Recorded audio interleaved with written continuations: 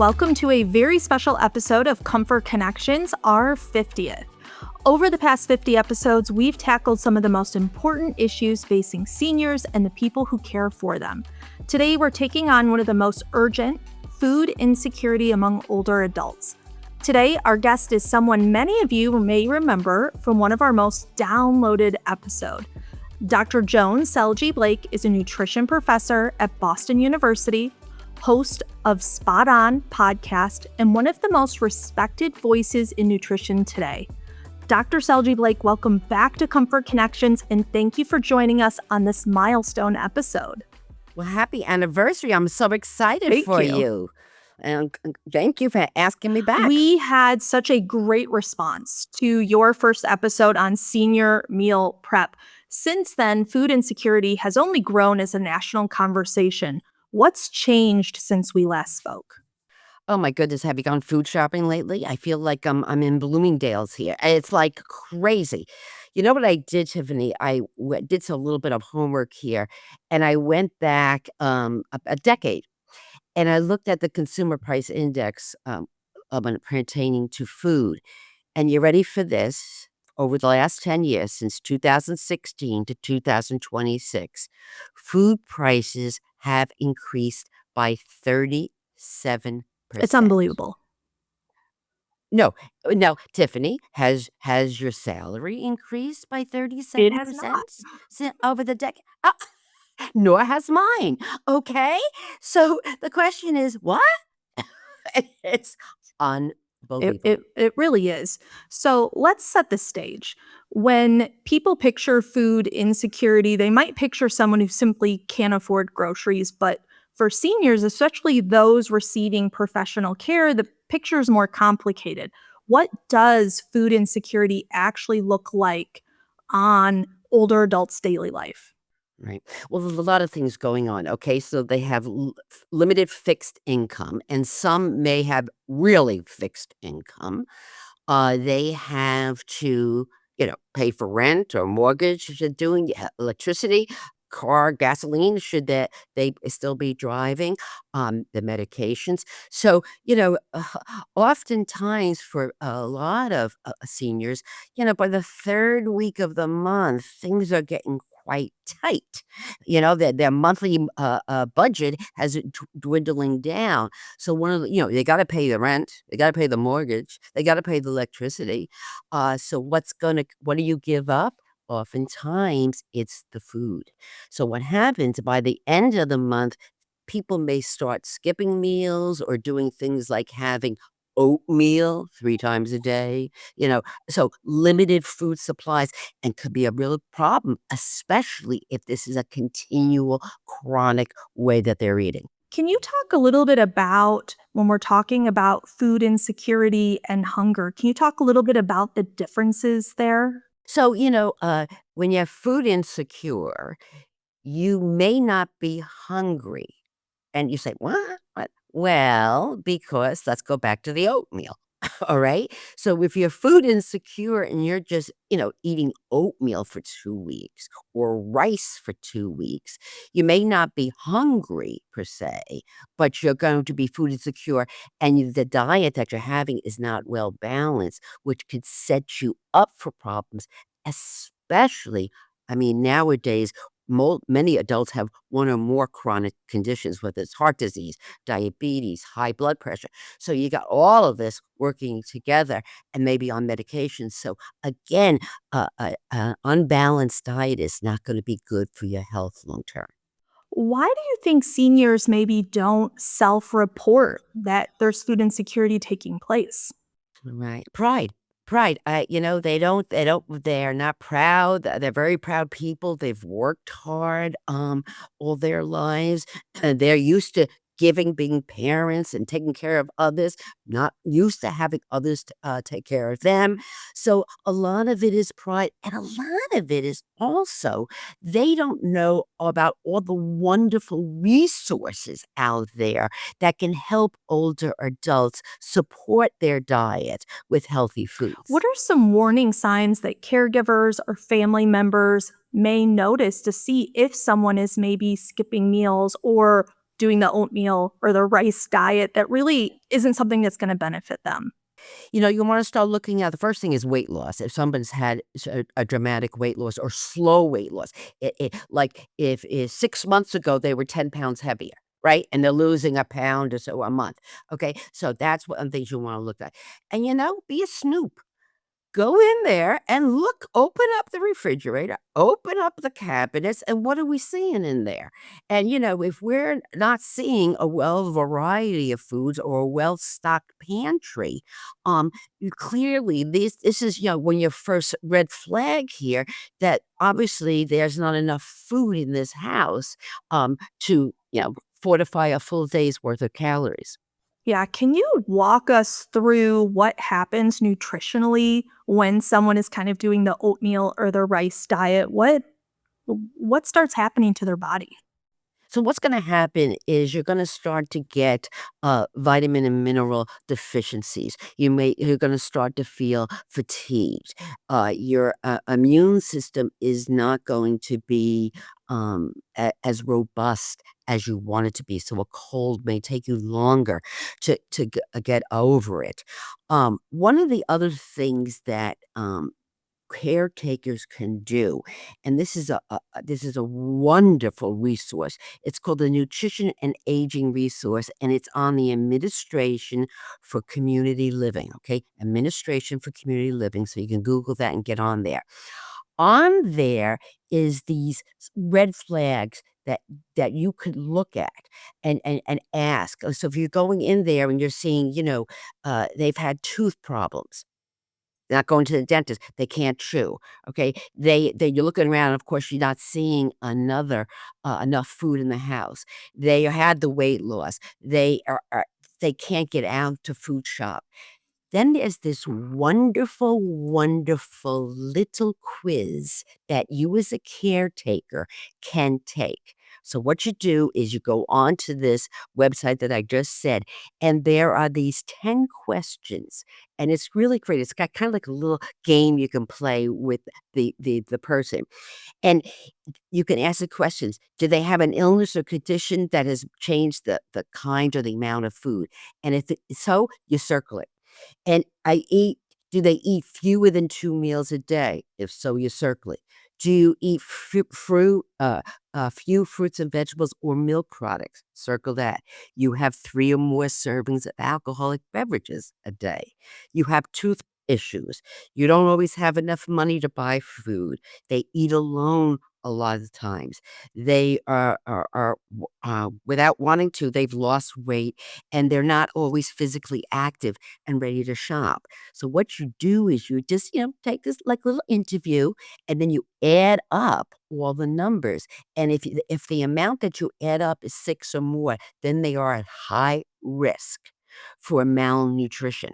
And so this can help you, they be honest with you of what they're eating, and that could be your first signal, first little test to say, gee, based upon everything that's going on with you, you may not be getting all the nutrients that you need. Right. And I think caregivers might have, specifically caregivers, if we're already in the home providing services, they're expecting us to sometimes provide tips and feedback. So it's a little bit different than maybe their son or daughter, who they may feel like is lecturing. It can really come well from a caregiver. We really need to make sure that we are watching for these things because it's really important. If we are in the home for conditions and we're helping someone, or even if we're in the home because someone recently had a surgery, what they're eating is going to be huge in regards to them healing. Can Huge. you talk a little bit about that? Huge. Tiffany, that's very spot on because I'm gonna tell you something. When the kids come, they're still the Right. parent, okay? I don't care how old, they're still the parent, and those are the kids, so stop, all right? But when a caretaker comes, oh my gosh, this is a person that's employed to do that. This is their They're a job. professional. That takes on right, that takes on a whole different, take on the person, so they'll be more likely, to listen to that person because that's their job, where your kid's like, "Stop, all right? Just stop already."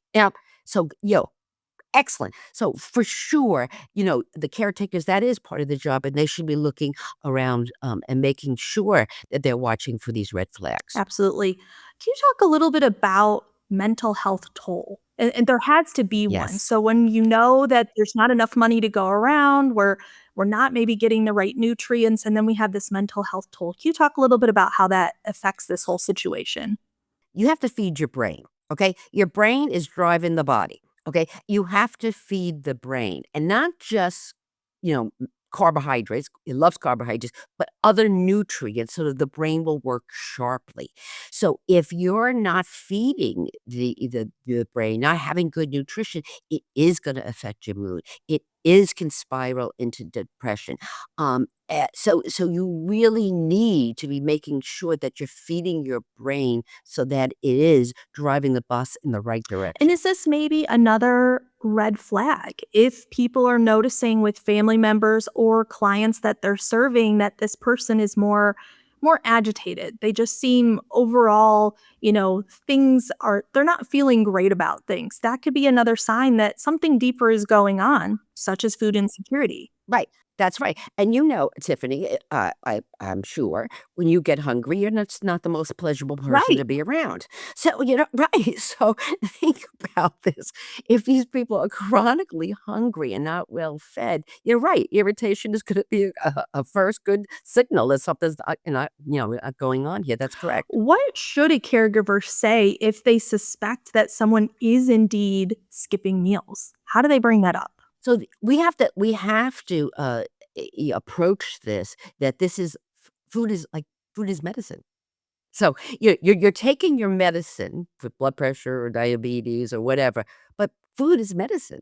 And you have to eat to make sure your body is running the best it can run. So you can't skip meals, okay? This is not just about satiating and not being hungry, the all rice diet, the all oatmeal diet. This is about putting in food that is nutrient rich, that the whole body is functioning properly. Then on top of that, if you have something like high blood pressure, which we know certain foods can help lower that and some can increase it, and look at diabetes.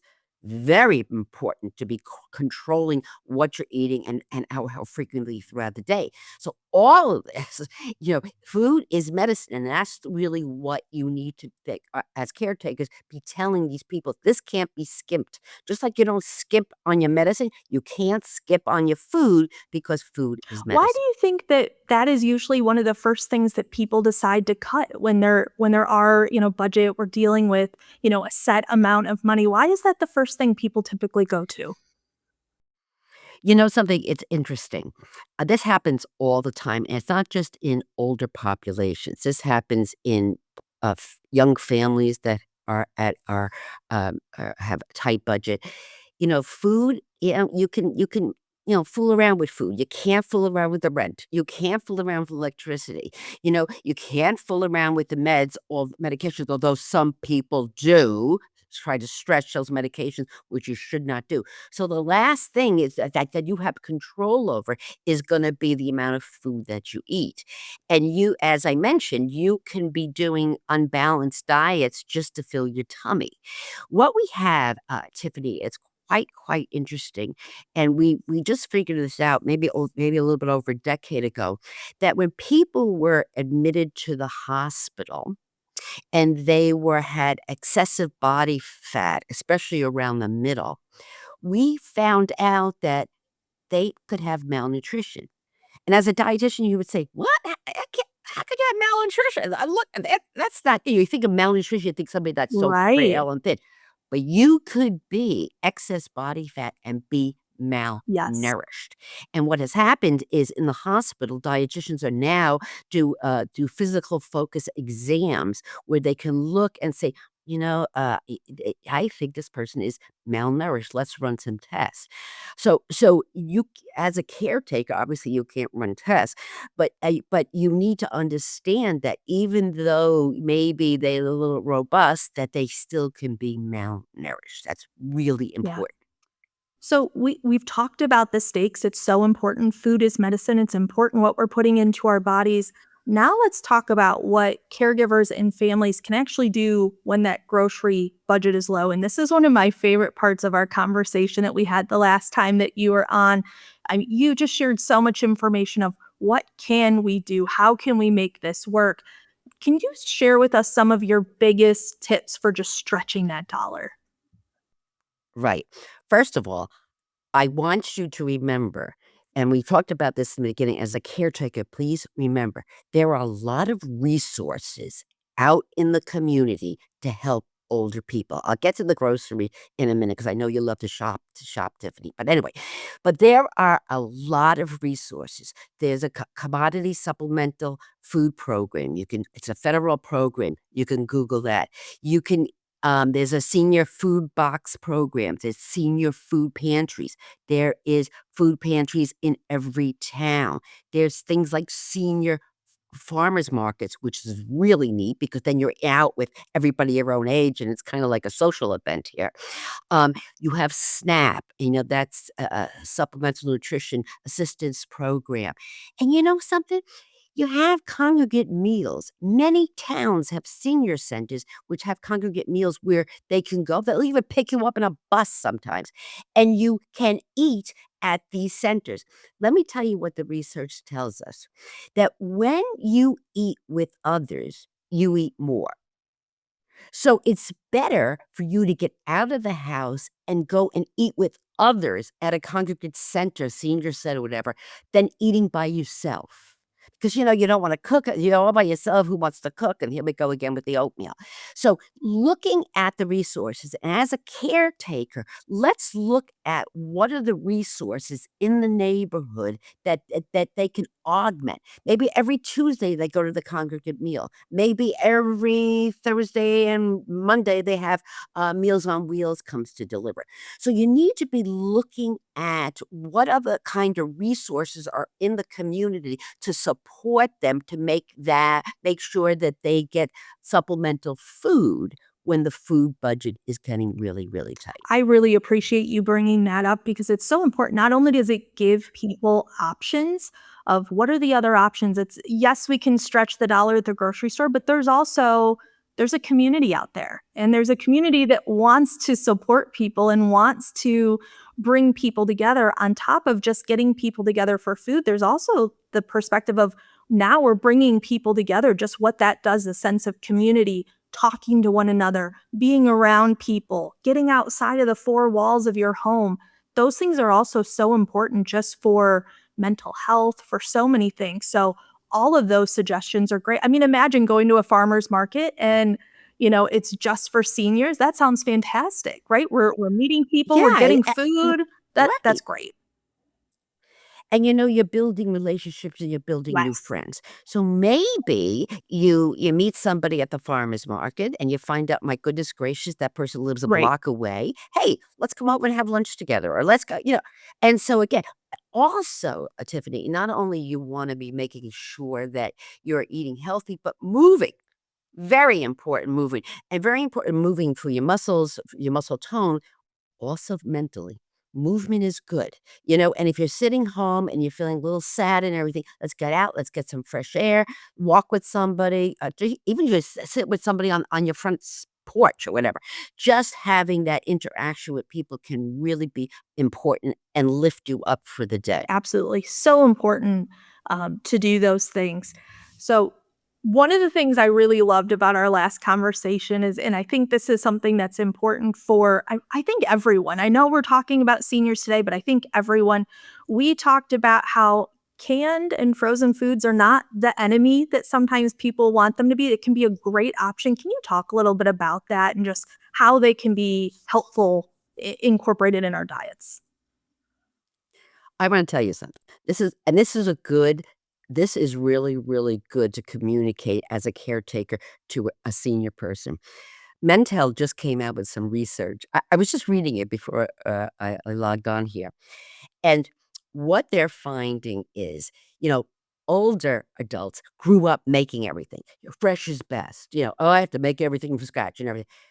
Let me tell you, the grandchildren, they're not cooking from scratch. They're looking for ways to cut corners in the kitchen. I mean, they have Netflix to watch. They don't have time to chop and clean veggies. Yeah, I mean, so they're going and doing canned and frozen. Like they think this is the best thing since sliced bread.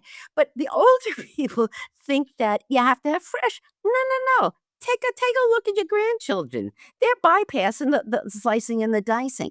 So what you want to do is look to ways to make food combinations easy. And there's nothing easier than frozen fruits and vegetables. And they're oftentimes going to be cheaper, and there's no slicing and there's no dicing. And also, no food waste. Because what you can do is take out exactly what you want to microwave for the vegetables or whatever, and leave the bag back into the freezer rather than, having this, fresh broccoli that you buy and you store it in the produce graveyard of the produce bin of your refrigerator, never to be seen again, and then it's all wilted and you throw it out. So, keep it. That's why the fresh and the canned and the frozen are stable. So open up that can of corn, open up those frozen vegetables or that frozen berries, and use them to augment the meal. So maybe all you have to do is make a chicken, and I'm big on cooking once and eating twice. So, you may be cooking up a whole chicken once, and this is what a caretaker can do. Maybe while you're there is you put a roasted chicken in the oven and then it comes out and then grab it up, and now this person has chicken, okay, for that's gonna last maybe a week, a few days. Then you pull down the frozen vegetables from the freezer, you pull down the instant brown rice from the cupboards, and whoop, this is a meal that you can put together. And so it may be a situation where not only as a caregiver you're going in and making sure, how they're doing and the medicines and everything, but what are you doing for the week for food? Let's plan this out. What are your meals? And let's plan a list of what you're going to do. Just like what are you going to do every day? What are you going to eat every day? And let's get some long-term planning for the week so you know that things are ready to roll. You couple that with Meals on Wheels, going out to a congregate center, you know, getting excess supplies from the food pantry. Now we have a model in place or a schedule in place to make sure that accessible foods are in the house and they can get it to make balanced meals. Also, there's a wonderful visual for caretakers to look at, print out, bring to, and put it on the refrigerator when you get to the home. It's Tufts University made a My Plate for older adults. And it's great. It's a great visual. So it's going to show you, like when this says grains, what type of grains, protein, all the wonderful protein sources, and they don't have to be, animal based. They could be soy, they could be beans, vegetables and fruit, and of course dairy. And it's a nice visual because my plate, that's what it's supposed to be. That's what your plate's supposed to look like. So you have grains, you have fruits, you have vegetables, you got some protein and dairy. So if every meal mimics my plate, then you're getting a wide variety of food in the right proportionality to better get a better guarantee or better assurance of getting all your vitamin and nutrient needs. You got me there talking about the protein and how it doesn't all have to be animal based. Can you talk about some of your favorite? I'm a vegetarian, so I'm always Yes. excited to hear about ways I can get protein. What are some options out there that are going to be plant based?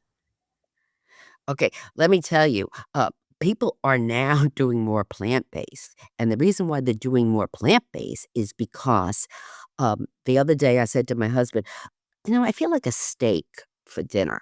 So I'm gonna go to the supermarket. I went to the supermarket and I'm looking at the sirloin steaks, and I looked at the price, and it was $19 a Yes. pound. I said, and so I went to the butcher. I said, "No, no, I don't want the whole cow. All I want is a sirloin Right. steak." I I couldn't So believe it. I expensive. couldn't believe it. It's ridiculously expensive.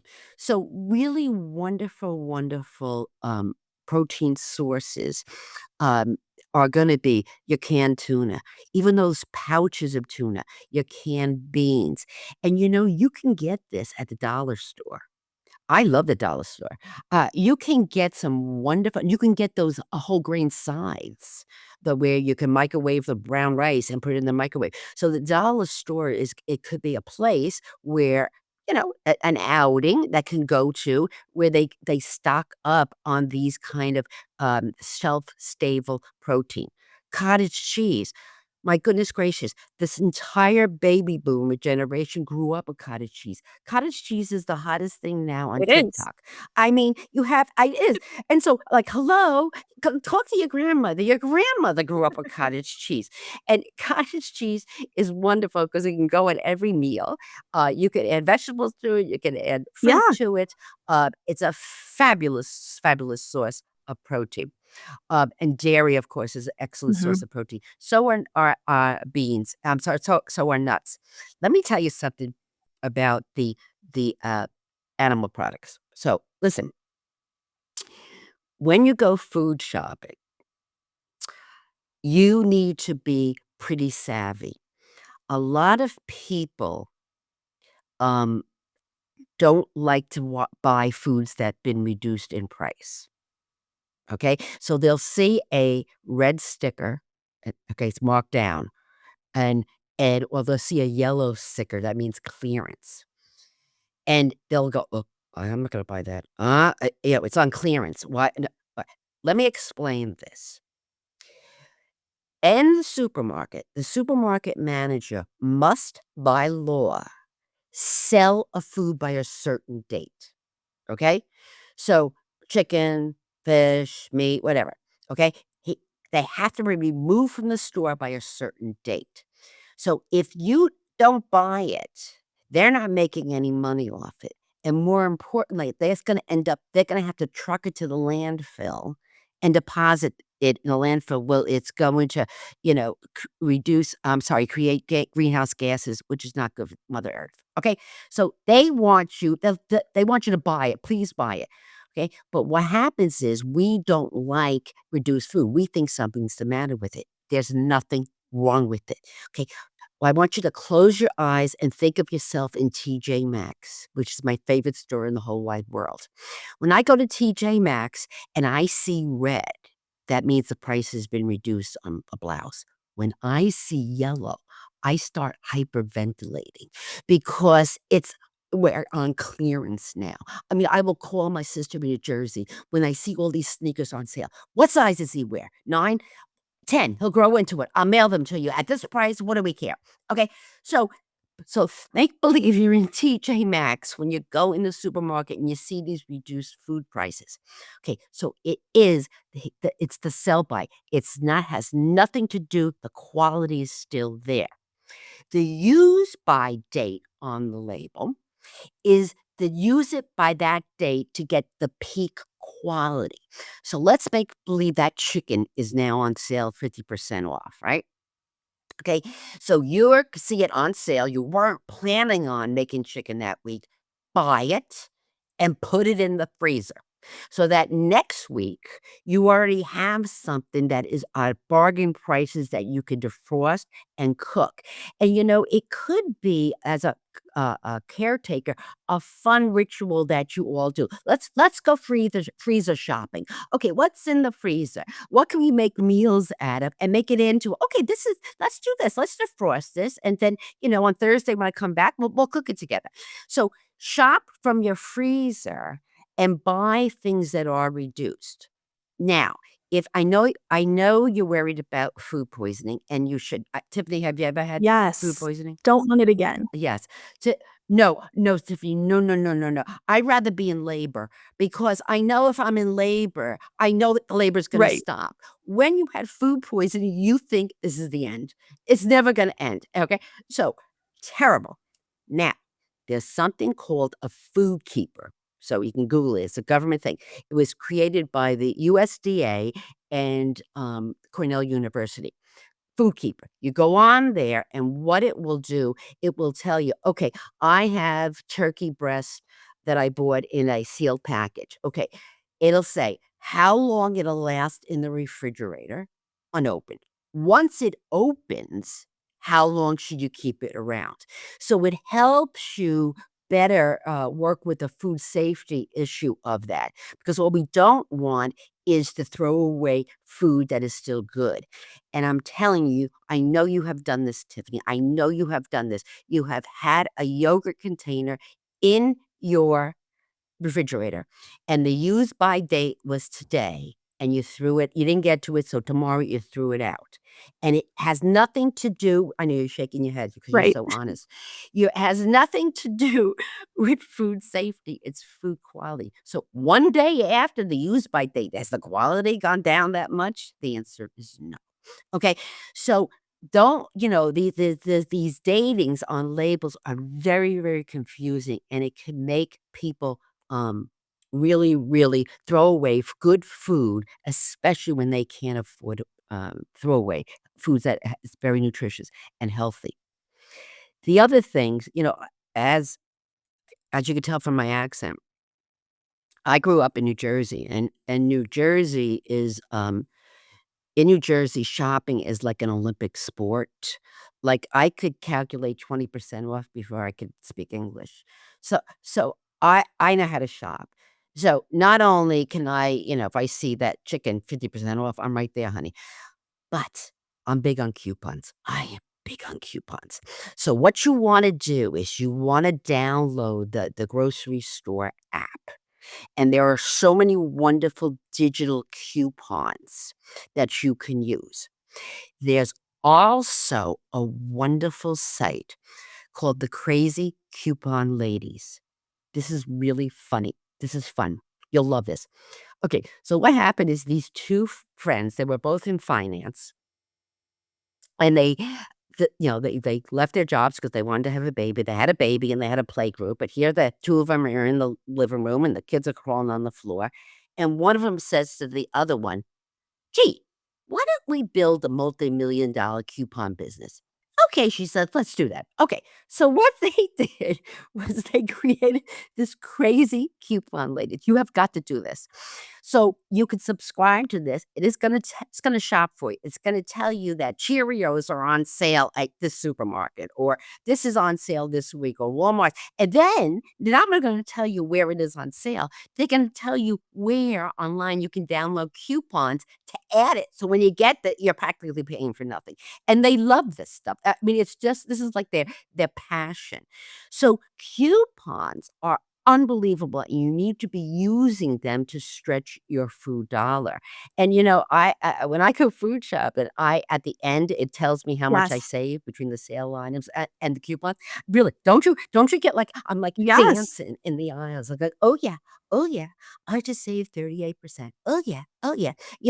And so we have to remember to do that. And I use it as a game, but you got to train them into doing that. And as caretakers, you can help them with meal Yes. planning. We want to look to when your meal plan is use the circular. Mhm. Do you when you food shop, do you look at the store circular Absolutely. first? What's on sale this week? What's Yes, the specials? right. Good girl. Good girl. Okay. So we want to know what's on sale. We may have mentioned this in our last episode, but if not, we'll repeat it again. Let me repeat it again. They have something all supermarkets do. They have something called loss leaders. And what loss leaders are, they'll put certain foods on sale, and they'll put it in the front of the circle. Cantaloupe for $2 each, lettuce, chicken that's reduced, yeah, that's on sale. Why do they do this? Because they want to lead you into the supermarket to buy what's on sale with the hope that you'll buy everything else. All right, your toilet paper, the laundry soap. That's where they make the money. Is on those kind of items. So they will not only have a smaller profit margin on these loss leader items, they may actually lose money. Yeah, they actually will lose money because they want you to buy the toilet paper. Okay? So outsmart them. So what you may want to do, in my town, I'm blessed to have a couple of supermarkets, so I play one against the other. What do I care? I have no loyalties to anybody. So I go, and you might end up going to get the produce at this one place, and this place over there has, the chicken on sale with a better bet. So use that circular, I call it like your GPS system, to navigate how you're going to go food shopping and make a list. No, you don't want to be wandering around the supermarket aisles. TJ Maxx, you wander. You wander, you look, you shop. That makes you happy. Supermarket, no wandering. Okay, let's go in. Let's have a list. Let's figure out what we're going to do. You calculated, you planned your meals for the week. You shop the freezer first, remember? So you're not buying more chicken if you have enough in the freezer. Okay, so you shop your pantry, you shop your freezer, your refrigerator first, and then you made a plan. And this could be something that the caretaker could together, you know, it could be, you get two for the price of one, speaking about bargains. Why don't you plan your supermarket, the caretaker supermarket list, with the person you're taking care of? So you're planning what you're going to buy at the supermarket and help the person Absolutely. plan it too. Right. And so that you get that job done, you don't have to worry about that in your own household. So there are so many ways to cutting back on food prices. And I'm scared that they're only going to go up based upon what's going on in the world. So now is the time to get in the habit of using these tricks and tips, the circular, the Yes. coupons, leftovers, cooking once and eating twice, making a meatloaf, and then you divide it up and freeze it. So the ground beef is on sale this week. Okay, I'm gonna make meatloaf. I'm gonna make a meatloaf, or I'm gonna make a chili, and then I'm gonna divide it up for the meals. So you need to start doing some of this long-term planning. And I have to tell you, this is the generation that did this. Okay, so this is not uncommon for them. The younger people, the Gen X's, they have no idea how to plan. They're a mess. Okay, but this generation grew up doing this. And in fact, that's how I became a savvy shopper, because I watched my mother do it. And so they already are comfortable with planning in Yeah. ahead. You just got to remind them to do it, and maybe use some of these newfangled dangle Yes. Adding apps this new. on their phone. Right. To help them cut corners at the supermarket and better plan their meals. Dr. Salge Blake, you have given us so many tips today that I think are going to be really helpful. I think, like you said, a lot of these individuals are used to these cost-saving measures, and now let's throw in the coupon lady. Let's throw in some of the online app. Let's add some of these other resources. It's really going to take it to the next level. With this being our 50th episode, we want to make it count. Is there anything you hope caregivers take away from this conversation, one thing that changes how they show up for seniors in their care? What would it be? Okay, you are what you eat, and getting a nutritious diet is going to help you better manage the chronic diseases that you may be experiencing. But food, you're feeding their bodies, but you're also feeding their Mhm. souls. You're right. Absolutely. Thank you again for your expertise. I mean, just the way you talk about shopping, the way, you can kind of create a meal of what it seems out of almost anything it's really inspirational, right? We can go shop in the freezer, let's shop in the pantry, and we can make something happen and do it in a healthy way. I appreciate your time today and for being with us. My pleasure. Thank you.